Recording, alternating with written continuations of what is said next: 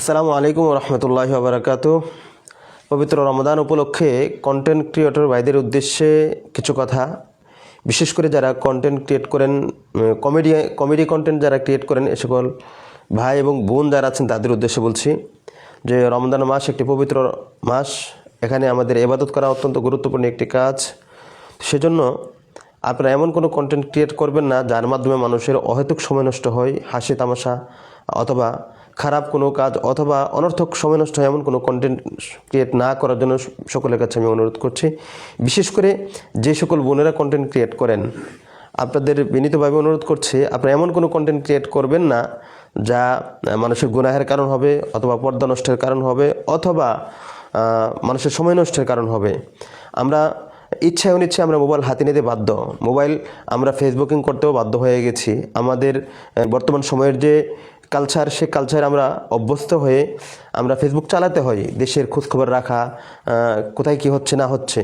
সেজন্য mobile phone হাতে নিলেই যেন এমন কোনো কন্টেন্ট হাতে না আসে যার মাধ্যমে আমাদের রমজানের পবিত্রতা নষ্ট হয়, সিয়ামের পবিত্রতা নষ্ট হয় অথবা গুনাহের কোনো কারণ হয়ে যায়।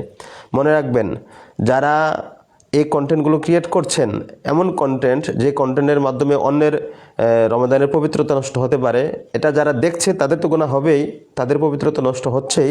যারা এগুলো তৈরি করছেন তারা যত মানুষ আপনার এই কন্টেন্ট দেখে তার রমজানের পবিত্রতা নষ্ট করেছে অথবা গুনাহ করেছে, সকল মানুষের সমপরিমাণ গুনাহ আপনার আমলনামায় লেখা হবে। আপনি হয়তো গর্ববোধ করেন যে আপনার একটা 3 মিনিটের একটা রিলস অথবা শর্ট ভিডিও 1 মিলিয়ন ভিউ হয়েছে। 1 মিলিয়ন মানে হচ্ছে প্রায় 10 লাখ মানুষ দেখেছে। আপনি একবার চিন্তা করে দেখেন, আপনার 3 মিনিটের ভিডিও যদি 10 লাখ মানুষ দেখে, তাহলে মিনিমাম 30 লক্ষ মিনিট সময়।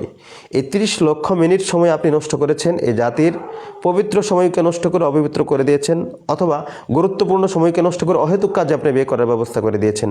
যারা হাসি তামাশা নিয়ে কাজ করেন, বিশেষভাবে অনুরোধ করছি অন্তত রমাদান উপলক্ষে আপনারা এমন কোনো কন্টেন্ট দিয়েন না যে কন্টেন্টের কারণে অন্য যারা ইবাদত করছেন তাদের ইবাদতে ক্ষতিগ্রস্ত হয় অথবা তাদের গুরুত্ব নষ্ট হয়ে যায়, ইবাদতের পবিত্রতা নষ্ট হয়ে যায়।